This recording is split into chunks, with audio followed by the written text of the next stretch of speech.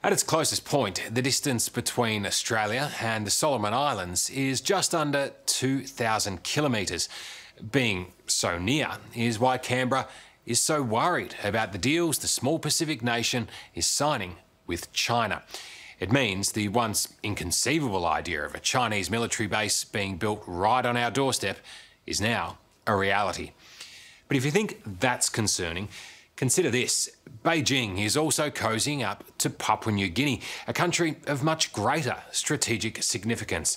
And at its closest point, PNG is less than 5 kilometres from us.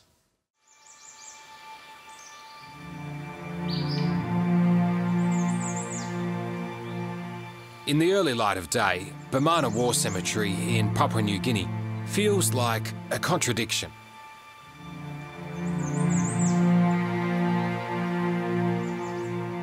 The largest in the Pacific, it's a place of breathtaking beauty and unimaginable sadness.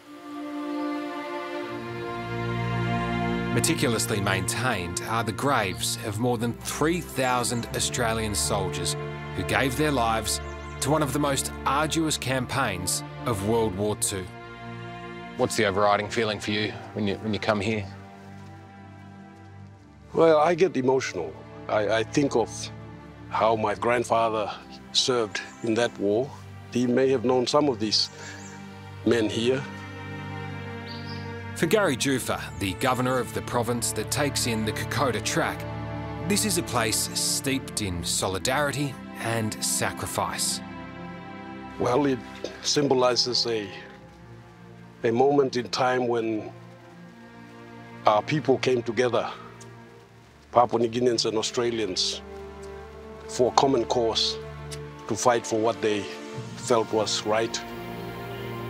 Do you still feel that bond resonating today between Australia and PNG? Oh, yes. Papua New Guinea has such a strong connection to Australia that I feel these connections will never be broken. Right now, though, old bonds are being tested by a new struggle for dominance in the Pacific. On one side, an increasingly belligerent China. On the other, scrambling to catch up, the United States and its allies. Caught in the middle are Pacific Island nations with some tough decisions ahead. Is there looming World War III, for instance? Are we going to have to choose? Is that what is around the corner? Tonight, the growing danger on our doorstep. It is a bit like whack-a-mole, and so sooner or later they're going to get a foothold. How China is buying influence in the Pacific. Do you have any concerns that China has an ulterior motive here? We all feel that they have an ulterior motive. Everybody feels that. The high-stakes game that could reset the world order.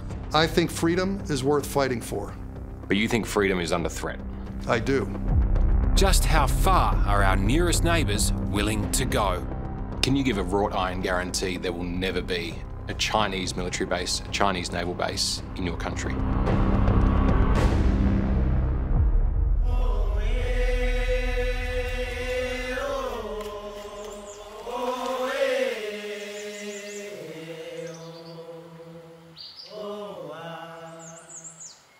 If you're making power plays in the Pacific, then Papua New Guinea is the jewel in the crown. By far the biggest economy, the biggest landmass, the biggest population. But what makes it so significant is its location. Strategically, it's perfect. Only 100 kilometres to mainland Australia on one side, and the other way, it's the gateway to Asia.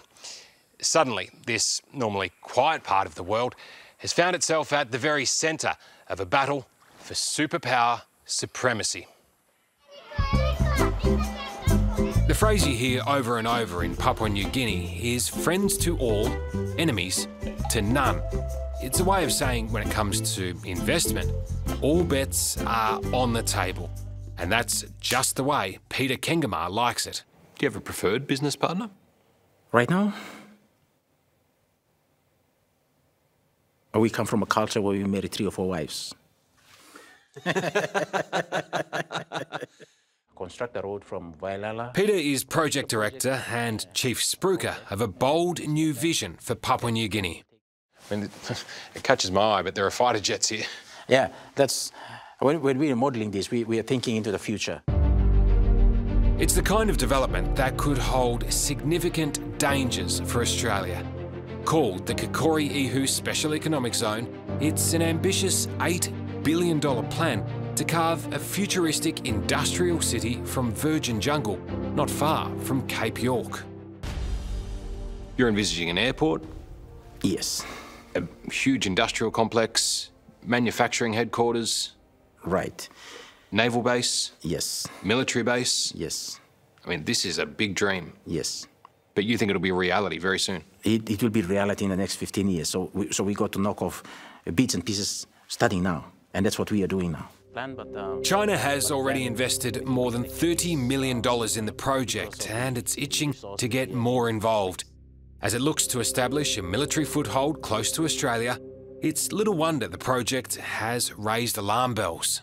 I guess where this gets tricky is because your development contains a military base, a naval base. Yes.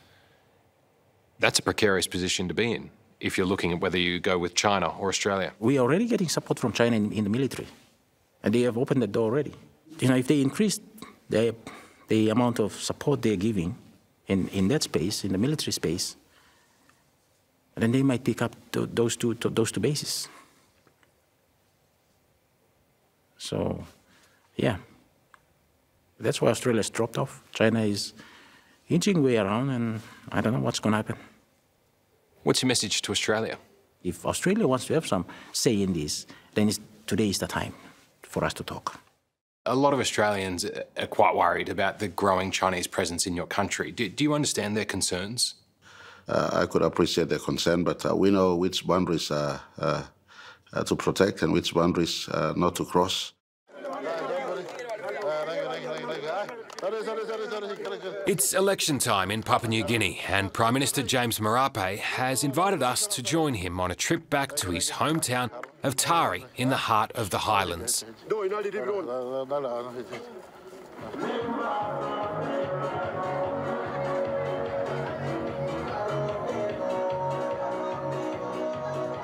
In PNG, electioneering can be an unpredictable business.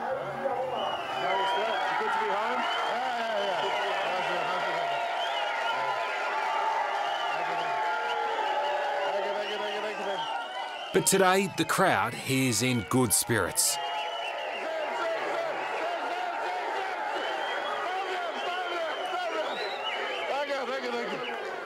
Like so much of Papua New Guinea, Tari is dirt poor. Here, geopolitical manoeuvring is just about the last thing on anyone's minds. Have you seen the plans for Kosying? I've cited, EU Special Economic Zone proposal. Do you understand the concern in Australia when they see China funding a development like this, and the idea is to build a naval base and to build a military base? It may be a plan and concept, but at the national level, we have not sanctioned a naval base and defence, as you are alluding to. So can you give a guarantee there will be no military base at Kosying? If there's a military base to be built in Kikori area, it will be a PNG Defence Force military base. It will not be a foreign military base. Would you allow China to build a military or naval base on your behalf? On our behalf, on our funding, maybe yes, but Chinese military base, no. But if it's Chinese technology and Chinese builders setting up a military base there, I mean... No, it can get into a pretty grey zone. That's a no-go zone for us. What's really set Australian nerves on edge, of course, is the recent revelation of a secret security deal drawn up by neighbouring Solomon Islands and China, perhaps paving the way for a military base to be built closer to Brisbane than Brisbane is to Perth. But if the Prime Minister's worried about it, he's not letting on. You know, Solomon Islands, next country over from you. There is now potential that China could have a military base just a few hundred kilometres from your country. Does that concern you? I have no knowledge of that proposal. Well, I mean, they've signed an agreement saying that they could have military presence in the Solomon Islands. I have no information on this. I have no information, to be honest. Really? Seriously. It's the biggest story in the region, and you're saying you don't know about it. I mean, are you just trying to be diplomatic there? No, to be honest, I have not seen it. I have not seen it. With all due respect, some might suggest you're burying your head in the sand. Not necessarily, not necessarily. I try my very best not to get into other nations' sovereign issues.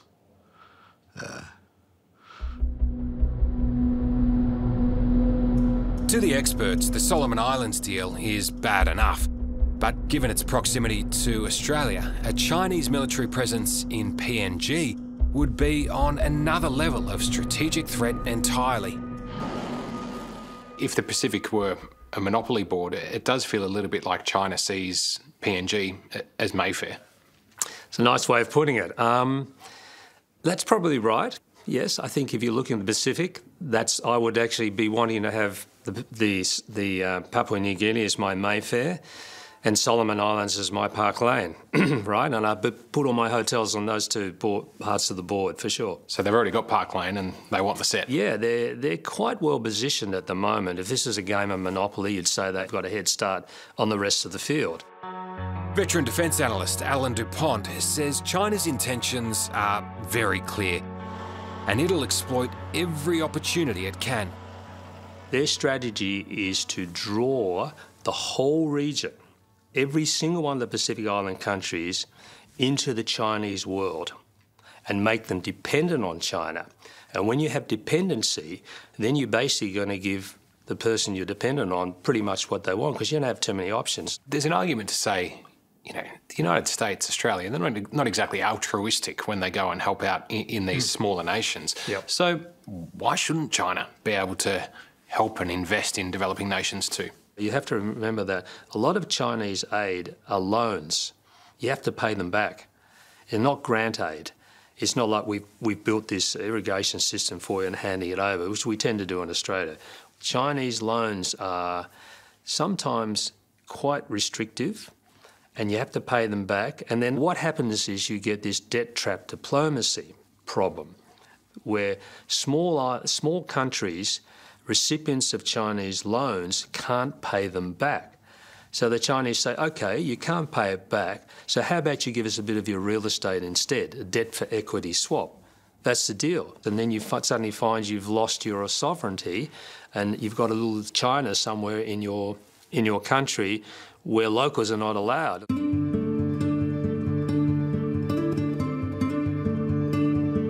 Debt trap diplomacy has already stung a number of countries, from Argentina to Zambia, Sri Lanka to Laos. But as you'll see, it's far from the only weapon in Beijing's growing arsenal. Given the overall designs of China's plan here, I think Papua New Guinea and, frankly, all the nations in the Indo-Pacific are at risk. If anyone has a handle on the growing challenges in our region, it's retired Admiral Philip Davidson. Until April last year, he was the commander of US forces in the Pacific. When you look at the situation in the Pacific right now, is China a threat? Well, certainly they're using all elements of their national power, economic, diplomatic, and yes, military power, to change the status quo for Communist Party of China objectives. So China comes in talking a friendly game, but you don't think that's what they're about? They have ambition by the middle of this century to displace the international order and replace it with one of their own. And I think you only need to look at the closed and authoritarian society that Chairman Xi is leading there to understand what a threat that is to the free peoples of the Indo-Pacific. Admiral Davidson has watched with alarm as China's influence in the Pacific has grown exponentially in lockstep with the expansion of its military.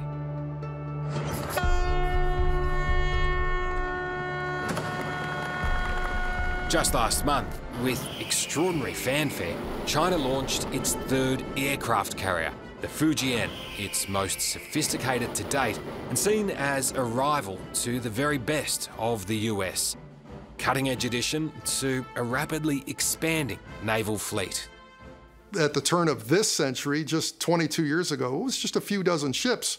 You know, that Navy now consists of hundreds of ships, and they're introducing modern capabilities, long-range anti-ship ballistic missiles aboard those ships.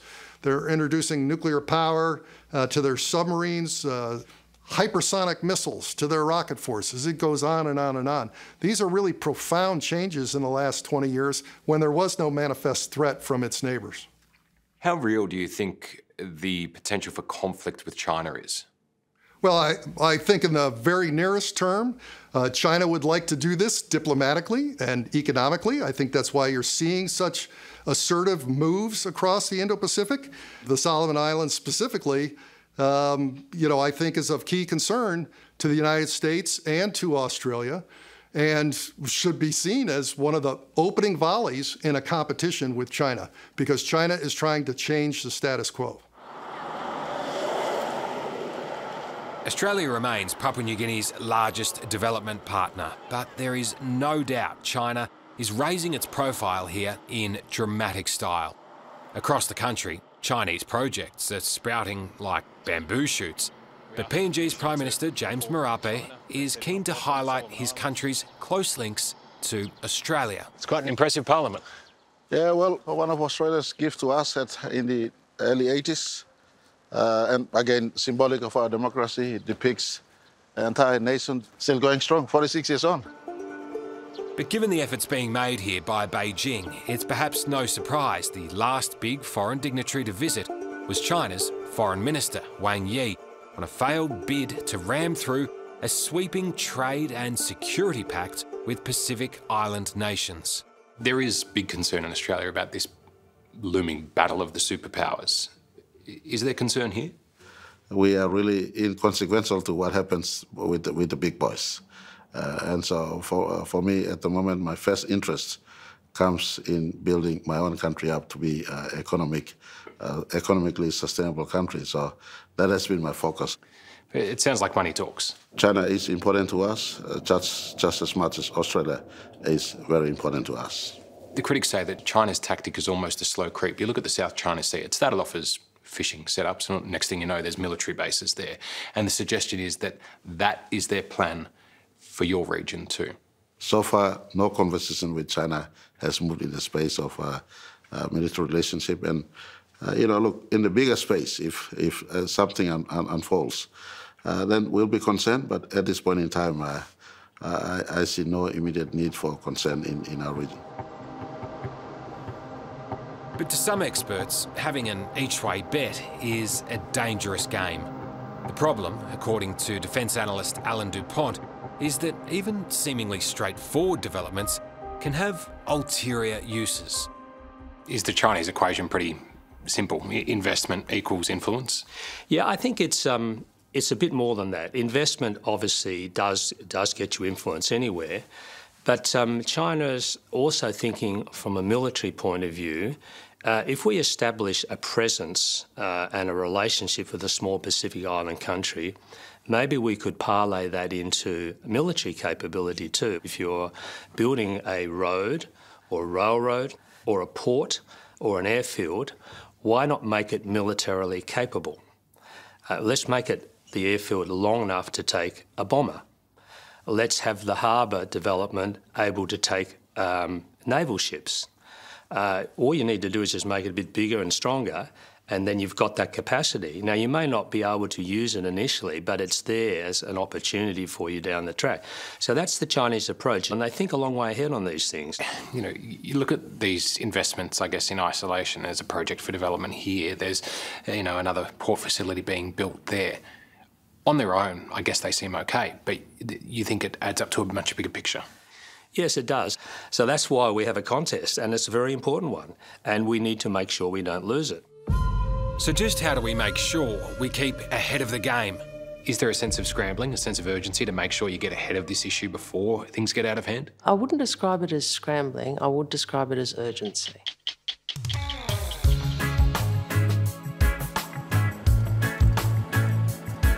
We've come to Manus Island to see an Australian win in the competition for influence in Papua New Guinea.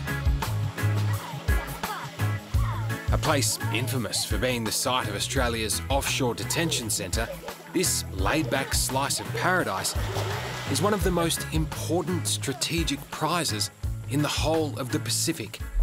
The reason is this: the Lombrum Naval Base. It was the springboard for the Allies pushing back against Japan in the Second World War. So at the peak, that harbour was as important to the Americans in Australia as Pearl Harbor. A vital naval base in the Pacific is Manus Island in the Admiralty Group, which commands the approaches to Papua and New Guinea. At its peak, the base housed 37,000 military personnel, making Manus one of the most important staging posts of World War II. Defence analyst Alan DuPont views the strategically located deep port here just as important now as it was then. If you have a military presence there, you can project power out from Manus Island, not only into the South Pacific, but into the South China Sea. Also, if you wanted to attack Australia, it'd be the perfect place to attack Australia from, if you just turn it around. We're talking strategy here, but as soon as people start hearing, hang on, attack Australia? I mean, is that something that is on the cards in the years to come? If China thinks that Australia is going to join with the United States and Japan to support Taiwan in a war they feel they must win, they will target Australia militarily. All right? Now, the problem for China at the moment is most of their missiles don't have the range to reach continental Australia. But if you get a base on a Manus Island, for example, and you can put some of your missiles there, that's a different proposition. Suddenly, the whole of Australia comes within range, and all our military facilities and so on. A few years ago, when China was looking to invest in Lombrum, Australia recognised the danger, gazumping Beijing with a $175 million deal to upgrade the base, an agreement that allows Australian and US warships to dock here. China may have missed out on the Lombrum base, but it's getting a foothold elsewhere on Manus Island. 80k along the coast from here, Chinese contractors are beginning work on a new fishing operation, complete with a 140-metre long wharf. They've also revamped the nearby airport, installing a longer, military-capable runway. The worry is that one day, seemingly innocent projects will be used for more sinister purposes. And that's why in the battle for influence, every little win counts. Manus Island seems like the perfect case study of how this plays out in the Pacific, because Australia and the US scrambled to get control of that naval base, but then China is set up here and there instead. It is a bit like whack-a-mole, so we might get a win there on Lombrum, but then the Chinese pop up somewhere else, in Suva or Kiribati or Solomon Islands. And so sooner or later they're going to get a foothold.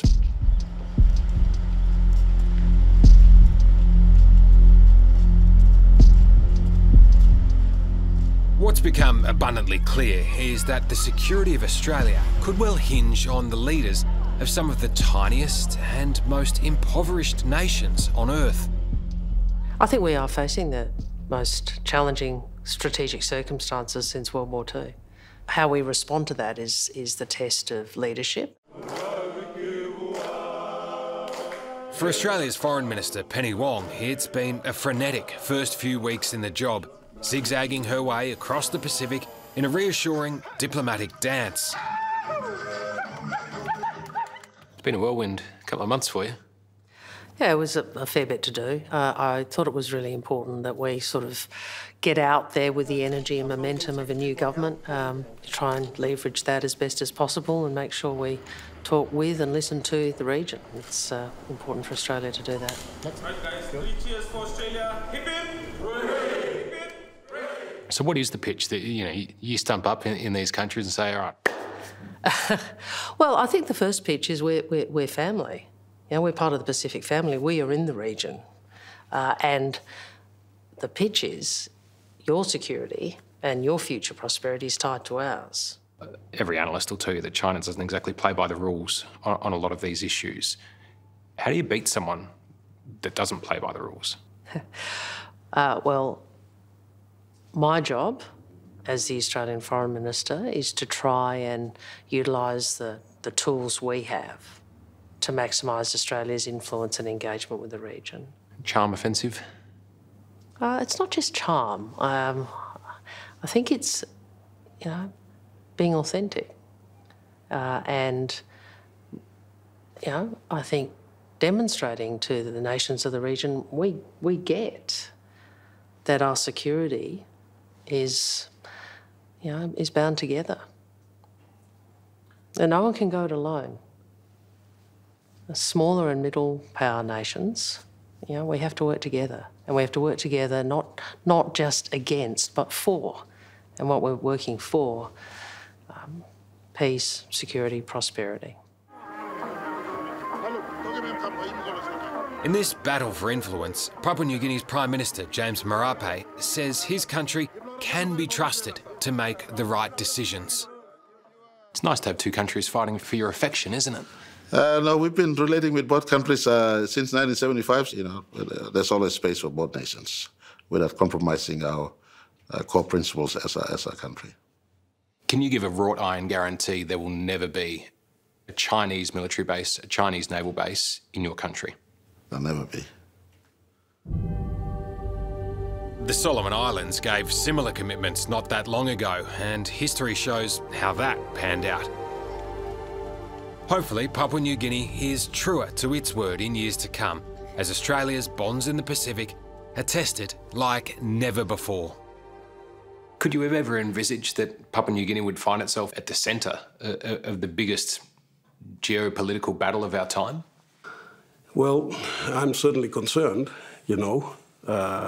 I feel personally that China is just moving around trying to put in place arrangements to feed its massive appetite for growth. That's what they're doing. But the way they're going about it is probably what is of grave concern to many nations, including us. Strong wording, though. You're gravely concerned about what's happening. Well, we are, because we want to ensure that we are not caught in the middle of a conflict that appears to be emerging, that's looming. Nobody wants to be in a conflict zone. The worst case scenario is a worry for us all. But for Gary Jufa, the governor of Oro province, those shared bonds between Australia and its nearest neighbour still count for a lot. That connection will always remain, but it can get stronger or weaker, and that all depends on how we manage our relationship going into the future. All relationships get tested over time? Absolutely. There is no perfect relationship, Some break down? Some break down. They are bitter divorces that take place sometimes. But I don't think this would happen with PNG in Australia. We're going to be together for a long time. There'll be ups and downs, but PNG and Australia are firmly connected. Hello, I'm Tom Steinfort. Thanks for watching 60 Minutes Australia. Subscribe to our channel now for brand new stories and exclusive clips every week. And don't miss out on our Extra Minutes segments and full episodes of 60 Minutes on 9now.com.au, as well as the 9Now app.